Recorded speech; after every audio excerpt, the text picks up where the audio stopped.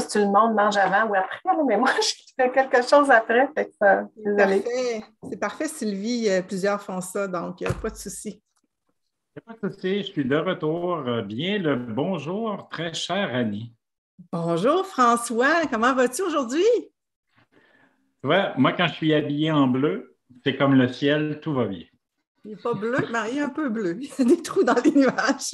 Non, c'est parce que j'ai des images autour de moi si j'ai un ciel bleu dans mon bureau. Ah bon, voilà, c'est parfait. Donc, bonjour tout le monde. Quelle belle salle on a aujourd'hui. C'est vraiment stimulant. Il y a plein de gens, des nouveaux, des anciens. Alors, c'est très, très agréable de vous voir.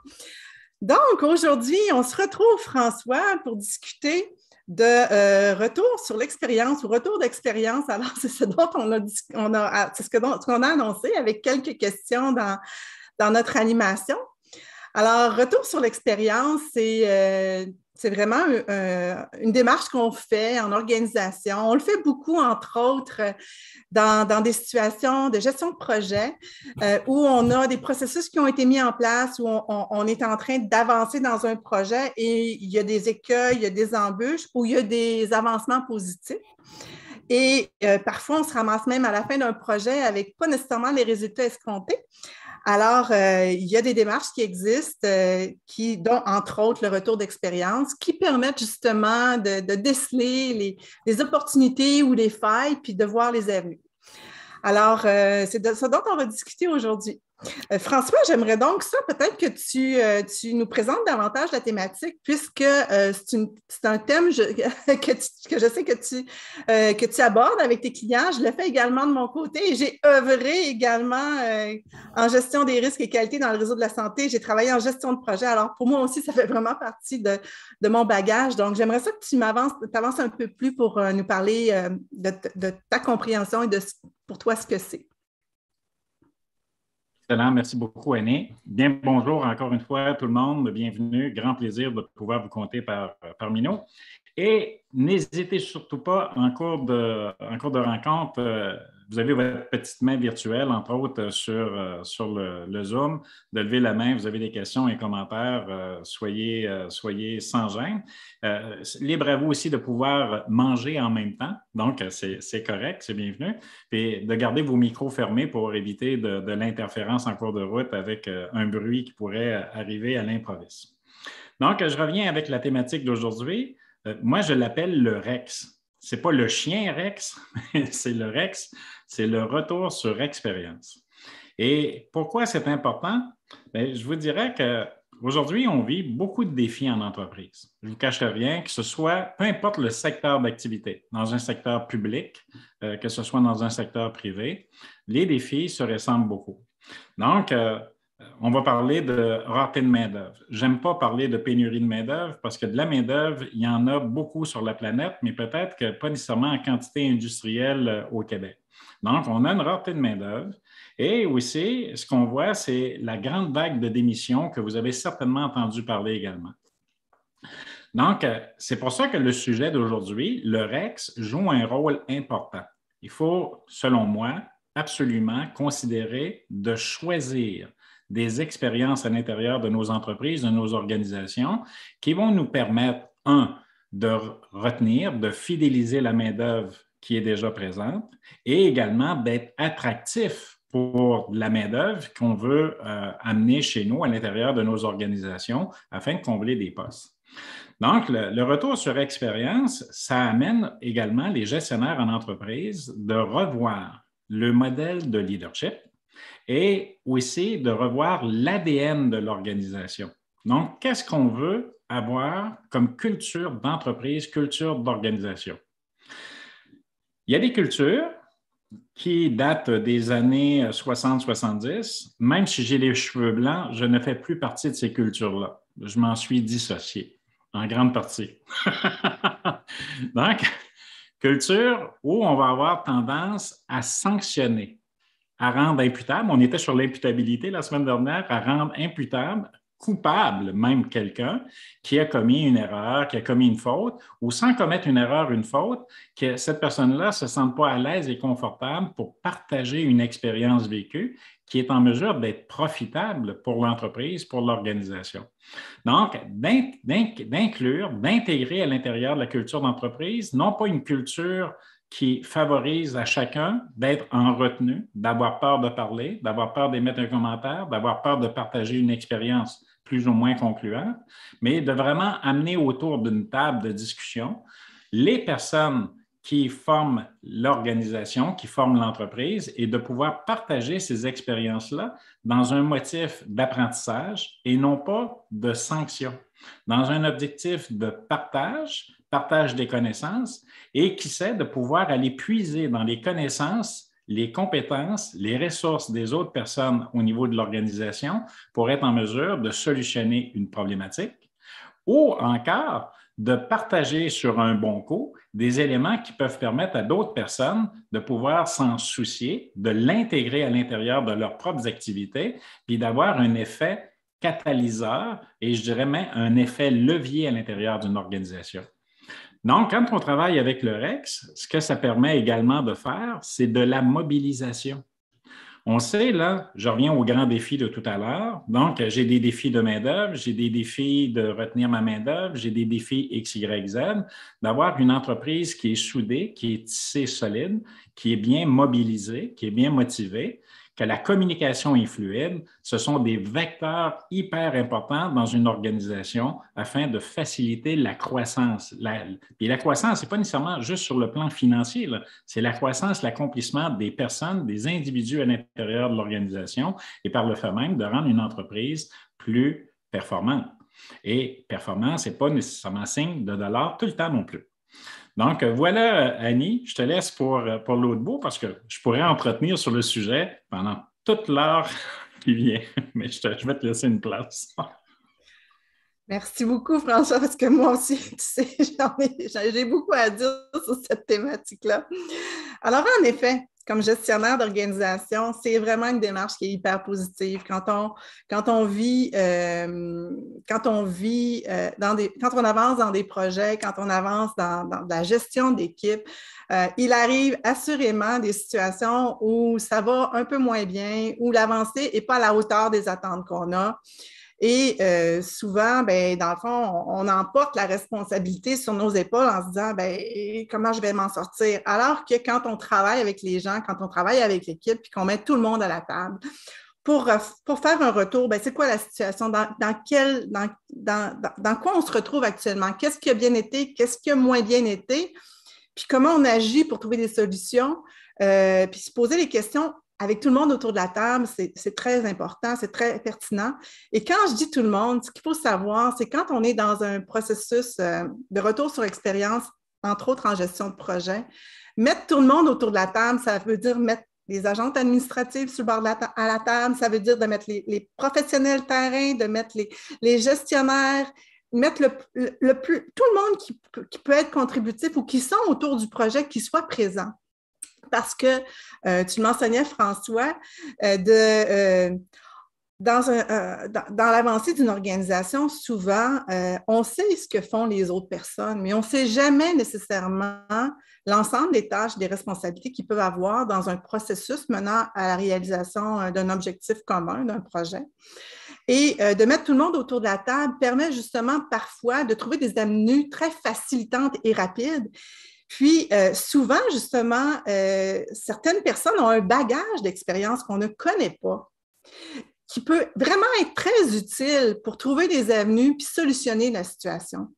La démarche, donc, de retour sur expérience permet justement à chacun d'avancer, de donner des opportunités, des options, de voir les avenues, d'énoncer les écueils. Qu'est-ce qui a réellement mal été? Pourquoi ça n'a pas bien été pour cette personne-là ou pour ce groupe de personnes-là? Est-ce qu'il y a un processus précédemment qui a été mal fait et que ça a impacté?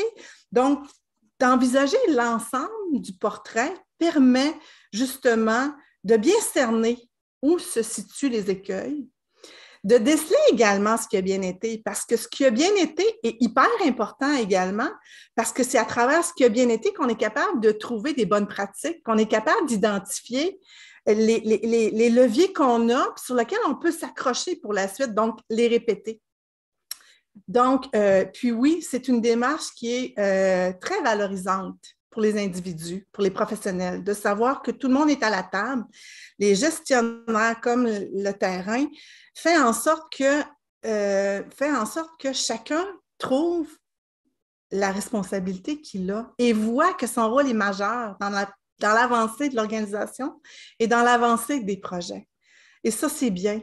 Mais encore plus, comme tu le mentionnais, François, évidemment, c'est que ça mobilise les gens. Ça amène les gens à collaborer, à voir qui fait quoi, à découvrir les personnes différemment, à découvrir les rôles et responsabilités de chacun différemment également.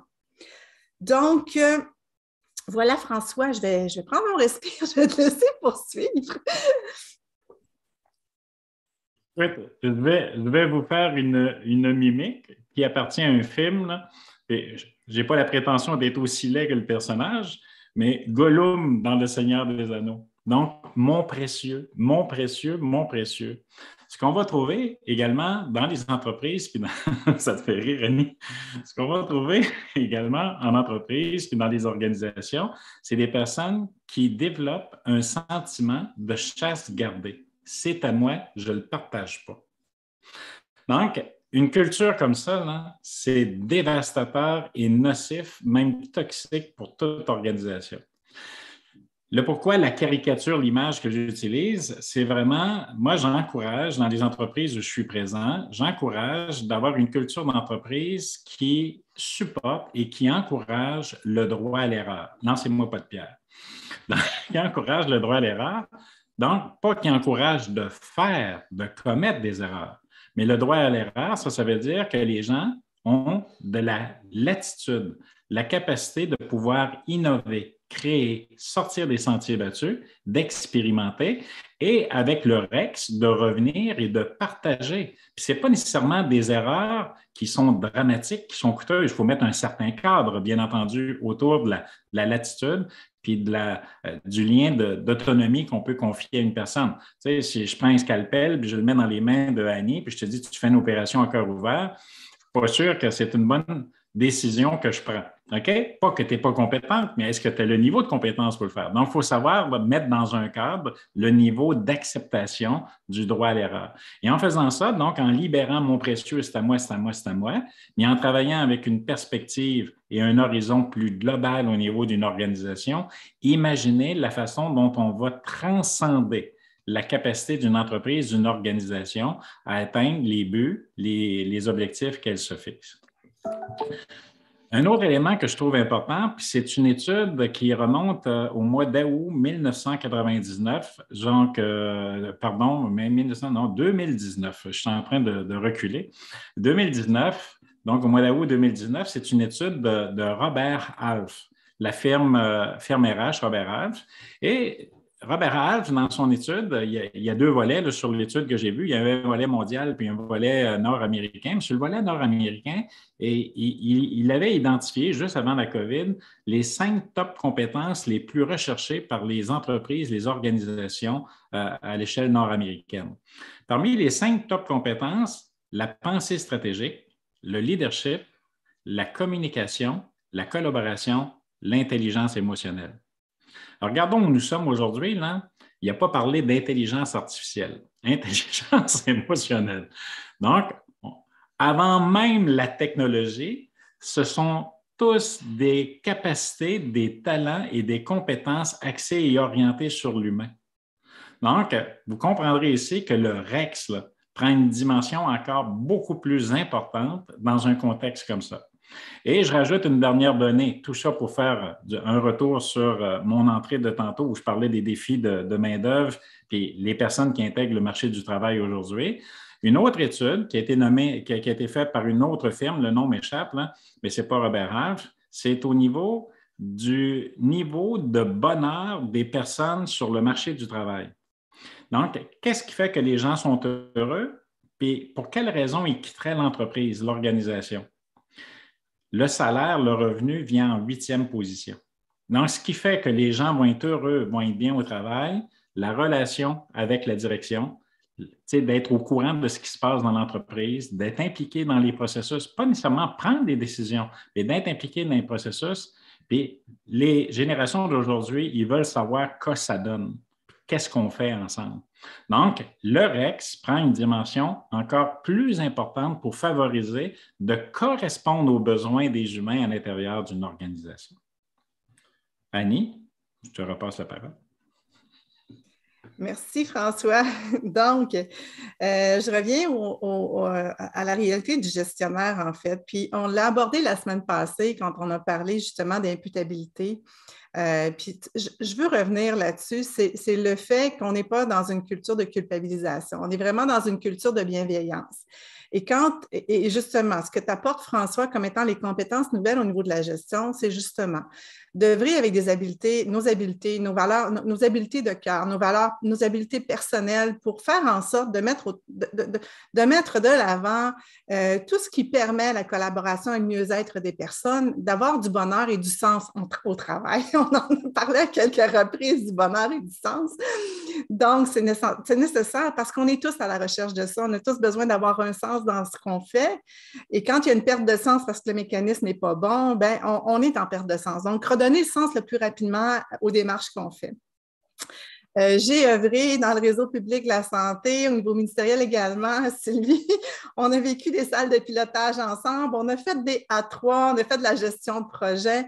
On a fait plein de choses, tout ça. Puis quand on travaille également au niveau du management lean, donc en amélioration des processus, ce qu'on cherche justement, c'est à essayer d'éliminer le plus possible les goulots d'étranglement qui se présentent au fur et à mesure, le plus rapidement possible pour mettre en place les mesures pour compenser et éviter qu'il y ait des retards dans le processus, dans la chaîne de production. Donc, quand on intègre ça dans nos pratiques, pas nécessairement seulement à la fin d'un projet pour revenir qu'est-ce qui a mal été. On peut le faire là si c'est seulement là qu'on s'en rencontre, mais de le mettre en place au fur et à mesure dans les pratiques de gestion qu'on a comme gestionnaire, ça aide. Ça aide, puis ça crée notre crédibilité de gestionnaire également, parce que plus on interagit en temps réel sur ce qui ne va pas bien, en faisant des rencontres régulières à ce sujet-là. Quand on est en gestion de projet, on essaie d'avoir un suivi le plus rapide possible et le plus régulier possible pour justement ne pas retarder l'évolution des projets. Donc, c'est important. Et le rôle du gestionnaire est important, ou le rôle du chargé de projet. Puis parfois, le chargé de projet, c'est un professionnel qui prend la responsabilité de l'avancée, mais le gestionnaire a un rôle à jouer auprès du professionnel pour s'assurer qu'il l'accompagne positivement dans tous les enjeux que lui-même peut avoir au niveau du suivi de projet. Donc, c'est ce que je voulais apporter. Puis, en fait, il y a plusieurs outils qui existent quand on vient à vouloir avancer dans un retour sur expérience. Il faut s'assurer de voir, je le disais tout à l'heure, de mettre autour de la table l'ensemble des parties prenantes au projet. Donc, qui intervient quand? Le secrétariat est aussi important que gestionnaire parce qu'il y a un rôle à jouer souvent dans le transfert d'informations ou d'assurer que l'information est claire également, donc qu'il y a bien ça autour de la table. Donc, il y a plusieurs outils. On en a parlé quelques fois, François, je pense que c'est toi qui l'amenais, le diagramme d'Ishikawa qui permet vraiment d'envisager chacun des éléments. Ça ressemble à un arête de poisson, ce diagramme-là.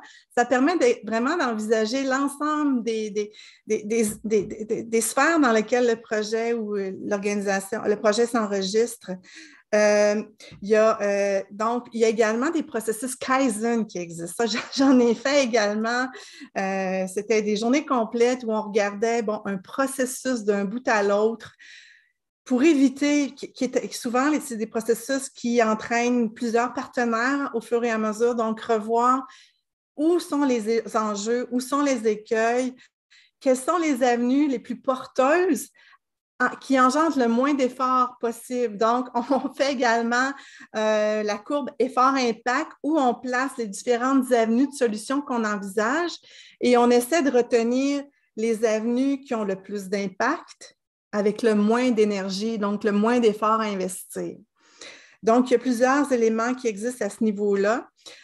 Puis, assurément que quand on commence à avancer dans cette réflexion-là de gestionnaire, ça a un impact majeur sur les personnes. Ça a un impact majeur sur le leadership qu'on joue au sein de notre organisation parce que ça transforme, ça amène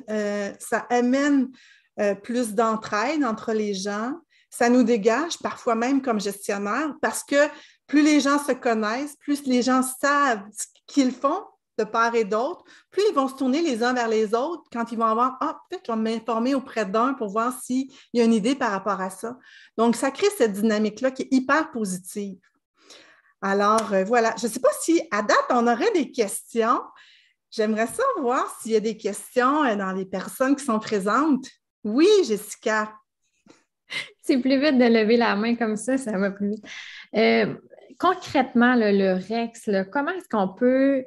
Comment ça se fait, ces 5 minutes avant une rencontre? Vraiment, le concret. J'ai manqué le début. Ça a peut-être été dit au début, là, mais voilà mes questions. Annie, est-ce toi ou moi qui réponds? Annie? Vas-y, je compléterai. OK. Bien, je te dirais, pour répondre à ta question, Jessica, ça peut être un ou l'autre. Tout dépend de l'expérience. Donc, je partage une expérience dans une entreprise où je suis. Là, dernièrement, on a fait une activité REX sur une avant-midi complète. Donc, on a pris 3 heures, le propriétaire et les gestionnaires, et il est arrivé une situation dommageable pour l'entreprise, dommageable parce qu'il y a eu une réquisition, il y a eu une erreur très coûteuse dans les plus de 100 000 $ pour l'entreprise. Et là, on voulait comprendre qu'est-ce qui arrivait. Donc, on ne règle pas ça en 5 minutes. Tu sais, peut-être que d'avoir perdu une boîte de papier mouchoir, c'est une affaire, là, mais 100 000 $ une entreprise, c'est difficile. Fait que finalement, ben écoute, j'ai eu une bonne discussion avec le propriétaire d'entreprise avant pour préparer, puisque je lui suis revenu avec le REX puis expliquer le concept. Puis je dis, si les gens se sentent coincés, s'ils se sentent coupables, OK, on va bousiller le tout, là. Donc, l'idée, c'est de trouver d'où vient l'erreur, puis qu'est-ce qu'on doit faire et considérer de faire pour ne pas vivre une situation semblable à l'avenir. Donc, finalement, à la fin de l'exercice, peu importe le département de la personne autour de la table, tout le monde a pris une part de responsabilité. Tout le monde a pris une part de responsabilité en disant, mais écoute, moi, je suis pris dans mon travail, je n'ai pas pris soin de jeter un petit coup d'œil puis de voir tel élément, telle situation, tel aspect. Donc, ça a été une responsabilité collective. Donc, la personne qui se sentait imputable et qui filait cheap, pas à peu près, hein, OK, elle s'est sentie soulagée, OK, après. Il y a des choses qui ont été mises en place pour éviter le même genre de situation. Et finalement, bien, le propriétaire de l'entreprise a pris contact avec l'entreprise qui sentait qu'il y avait un dommage d'occasionné, là, parce que bon, c'est une situation à l'interne au niveau de la gestion d'équipement. Mais l'erreur s'est concluée avec une négociation à moins de 10 000 $. Mais tout ça pour dire que ça aurait pu être dramatique. Donc, sur des situations un peu plus simples, moins complexes, mais ça peut être un 10-15 minutes puis prendre le temps de partager. Et ce que j'encourage dans chaque équipe, dans chaque organisation où je suis, quand il arrive une situation, peu importe le niveau de gravité, c'est de garder une plage horaire à l'intérieur des meetings de direction, au moins un 15-20 minutes pour faire un retour sur expérience. Puis à chaque meeting, ce n'est pas nécessairement négatif, les expériences, ça peut être une expérience positive, mais à chaque meeting, il y a quelqu'un autour de la table qui va être sollicité pour partager une expérience pour le bénéfice du groupe. D'accord? Merci. D'autres questions? Oui? Ajouter?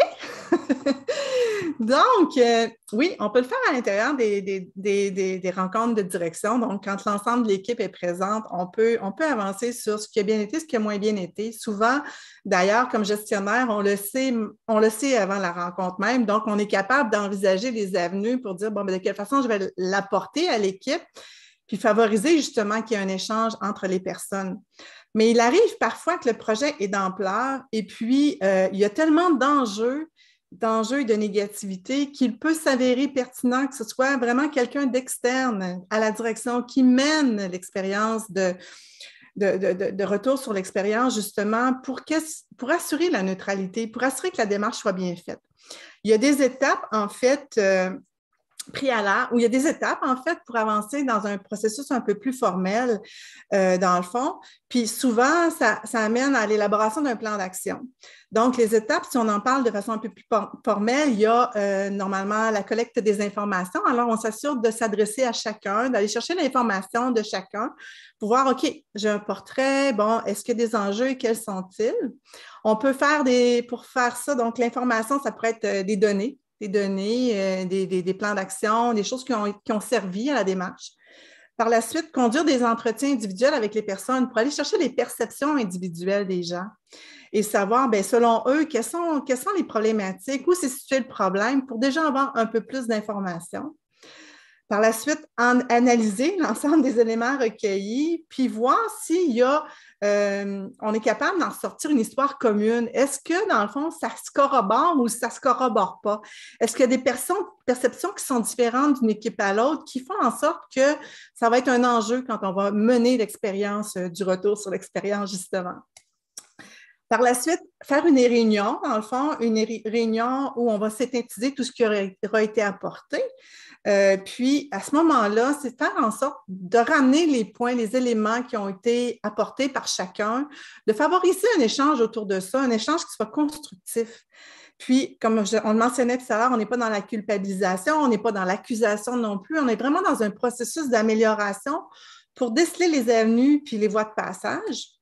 Puis par la suite, en fait, à la fin, on essaie d'en venir à un consensus puis à le consolider dans un plan d'action pour faire en sorte qu'on identifie, bien, c'est quoi les bonnes pratiques? Parce qu'il y en a toujours, il y a toujours des choses qui vont bien. C'est ce qui ne va pas bien, qui accroche, qu'il faut dénouer, il faut trouver les avenues. Mais il y a aussi souvent des bonnes pratiques et il faut savoir les reconnaître parce que ce sont nos balises, ce sont nos solidités, c'est ce qui fait notre structure. C'est sur ça qu'on peut s'appuyer pour avancer. Et plus on consolide ça, tout le monde ensemble, plus par la suite, on devient une organisation qui se fait confiance. Plus les équipes travaillent de concert et plus on se développe et on avance positivement. Donc, voilà, ça compléterait pour les informations que je voulais apporter là-dessus. Est-ce qu'il y avait d'autres questions? Joanne? Dans le fond, je me demande si on peut exporter la même attitude ou la même façon de fonctionner quand on est travailleur autonome. Quand on fait un retour sur notre propre expérience, sur comment ça s'est passé, c'est sûr que si tu es un coach, tu peux confronter tes idées, là, mais est-ce que ça s'applique?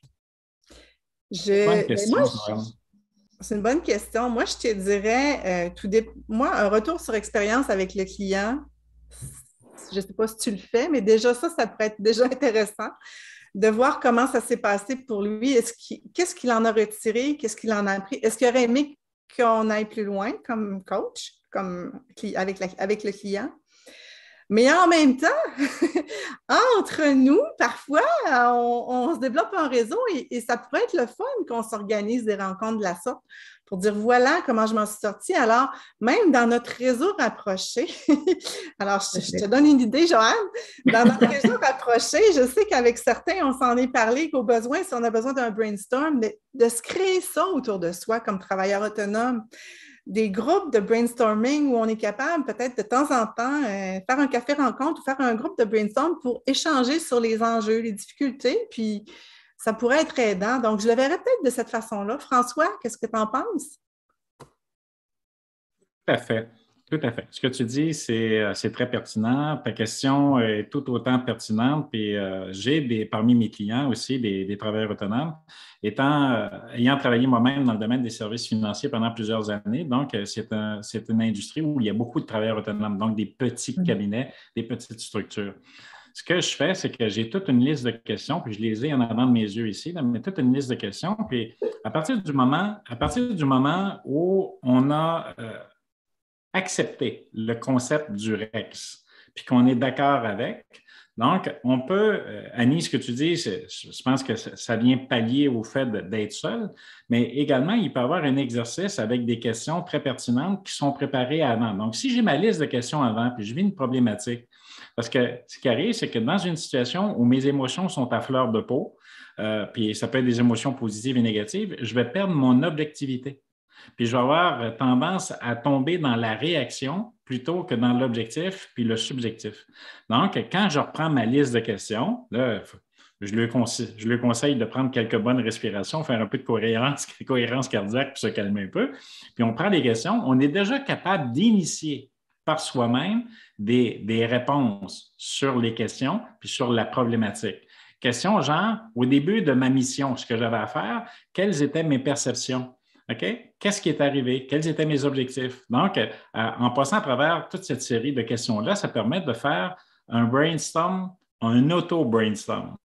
Et par la suite, si vraiment j'ai un blocage, à ce moment-là, de pouvoir compter dans son réseau une personne, comme Annie est en train de le mentionner, avec qui je pourrais faire un debriefing additionnel parce que je n'ai pas trouvé la réponse ou je n'ai pas trouvé comment sortir de la problématique dans laquelle je suis. Donc, les deux se font. J'imagine que cette liste de questions-là, elle existe à quelque part. Ce que je vous suggère, là, c'est que si ça vous tente de l'avoir, là, parce que je pense que j'ai une trentaine de questions, là, si ça vous tente, puis il n'y a pas d'engagement de votre part, on ne vous tendra pas avec des mails, là, mais laissez votre adresse courriel sur le chat, puis je vous la ferai suivre à chacun. D'accord? Merci. Laissez-moi sur le chat votre adresse mail, puis je ne vous solliciterai pas ni moi ni Annie là, par la suite là, pour vous vendre quelque chose. Puis, j'ajouterais, on n'en a pas parlé, par rapport à ça, quand on fait intervenir plusieurs personnes dans une démarche semblable, c'est vraiment d'aller chercher à la fin de la démarche le pouls de chacun. Aller sonder chacun sur comment tu as trouvé ça. Ça t'a amené quoi pour toi, cette démarche-là? Comment tu en ressors? As-tu l'impression que ça a servi à quelque chose? Parce qu'en même temps, même la démarche peut être bien menée ou elle peut être mal menée. Donc, pas présumer que tout a bien été parce qu'on sort avec un plan d'action, mais aussi s'assurer d'aller voir auprès de chacune des personnes à la fin de la démarche, d'aller chercher les opinions de chacun. Sentez-vous qu'on s'est rendu ailleurs ensemble? Sentez-vous qu'on s'est construit dans quelque chose de nouveau? Qu'est-ce que ça vous a apporté de faire ça? Puis là, c'est le fun d'entendre ce qui se dit parce que nous, comme gestionnaires, ça nous fait dire, OK, voilà comment l'équipe est en quoi l'équipe est en train de se construire différemment, quels liens se sont créés, puis c'est rassurant et c'est le fun d'entendre ça. Donc, voilà, François. Hey, est-ce qu'il y avait d'autres questions, d'autres interventions? Ça semble être beau. François? C'est bon, mais à ce moment-ci, OK, Annie, très chère Annie, quel devoir, quelle action et mise en action on pourrait proposer à nos participants aujourd'hui et ceux qui vont nous écouter, ceux et celles qui vont nous écouter en différé? Oui, mise en action, en fait, avec beaucoup d'indulgence envers vous-même et envers vos équipes, de retourner dans un passé récent et voir s'il y a des situations qui ont mal été, que vous jugez que ça a mal été, et d'essayer de revenir là-dessus avec les personnes que ça concernait. Donc, de refaire le tour d'une question, mais dans un processus de qualité d'amélioration. Donc, de twister ça pour que les gens aient le désir de construire avec vous dans ce qui n'a pas bien été, puis de faire en sorte, justement, d'avancer et de commencer à développer des habiletés en ce sens-là, dans le retour sur l'expérience. Donc, ça peut être avec un client, ça peut être avec une équipe, ça peut être avec même un conjoint, une conjointe, si ça s'est passé dans un contexte personnel. Donc, c'est l'invitation que je vous lance là-dessus. Donc, puis travaillez votre mindset aussi pour que ce soit quelque chose qui demeure dans le positif puis dans la construction vers un meilleur. Alors voilà, François. Est-ce qu'on a des suggestions de thématiques pour la semaine prochaine? On aime être challengé. Je vais le répéter, je ne le répéterai jamais assez. Donc, un sujet qui ferait votre bonheur, votre plaisir et que vous souhaitez qu'on discute. Sinon, c'est nous qui choisissons. On peut être très plate aussi. Es-tu certain, François, qu'on peut être plate? Je pense pas. Donc, est-ce qu'il y a une idée de sujet ou de thématique à utiliser? J'aurais peut-être une idée. Vas-y. Être à l'écoute. Je me rends compte que en tant que dirigeant et leader, qu'il y a beaucoup de gens qui ont besoin de parler. Puis Puis des fois, ils ne vont pas toujours aller voir un service psychologique ou quoi que ce soit. Ils ont juste besoin de ventiler autant leur vie professionnelle que personnelle. Puis je pense que ça peut amener une plus-value dans une entreprise d'avoir quelqu'un qui est à l'écoute de son personnel. C'est une belle idée de thème. On fait ça. François, tu es d'accord? Et j'adore ce sujet-là. Moi aussi, j'adore. Tant mieux. C'est génial. Super. On va J'adore. parler d'écoute et de communication. Écouter pour écouter et non pas écouter pour répondre. Oui. En plein ça. Donc, c'est génial. Surtout dans la réalité où la santé psychologique est à l'avant-plan présentement beaucoup, là. Donc, c'est un très, très beau thème. Un autre. Je pensais que tu nous disais bye-bye, Robert. Non? Non, juste pour faire du pouce, bonjour. Juste pour faire du pouce sur ce qui a été dit. Ça pourrait être une idée comme ça. Passer de gestionnaire à coach. Parce que dans plein d'organisations, vous le savez, il y a encore beaucoup de gens qui gèrent. Mm-hmm. Puis il faut apprendre parce que l'écoute demande vraiment à être plus en mode coach. Il y a des défis, à mon avis, à moi, il y a des défis extrêmement importants là-dedans, dans toutes les tailles d'entreprises, pas juste les grandes entreprises. Avec ce qu'on vient de vivre avec la pandémie et tout ça, juste pour faire du pouce sur, je ne sais pas comment notre ami s'appelle ici, là, M. Edge. En tout cas, il y a des belles montagnes derrière lui, ça me parle. J'aime ça. Oui, c'est Jonathan. Écoute. Jonathan. Passer de gestionnaire à coach en organisation, j'adore ça aussi. Alors, ce sera le prochain, après la communication ou l'écoute.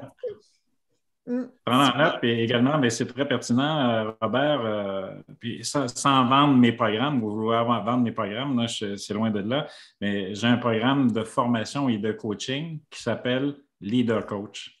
Donc, c'est transformer les leaders en entreprise en coach. Et c'est sûr que l'écoute fait partie d'un bon coach, là, puis, du manager des temps modernes. Là.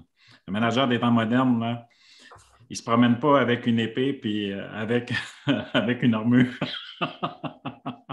C'est ça. Donc, très bon, merci beaucoup. Avez-vous d'autres sujets? D'autres sujets? D'autres suggestions? Je pense qu'on a des bons thèmes. On va les laisser réfléchir jusqu'à la semaine prochaine. C'est génial. Merci beaucoup tout le monde. Merci de votre participation. Alors, c'est un plaisir pour nous d'être là chaque semaine avec vous. Alors, on se dit un beau bonjour à la semaine prochaine. François? Merci, bonjour. Et je vous fais suivre plus tard aujourd'hui, là, pour ceux qui ont laissé les adresses courriels, je vous fais suivre un petit document, puis je vais vous parler du REX dans le document, les principaux points, puis les questions aussi. Donc, bonne journée, puis à la semaine prochaine. Bye bye.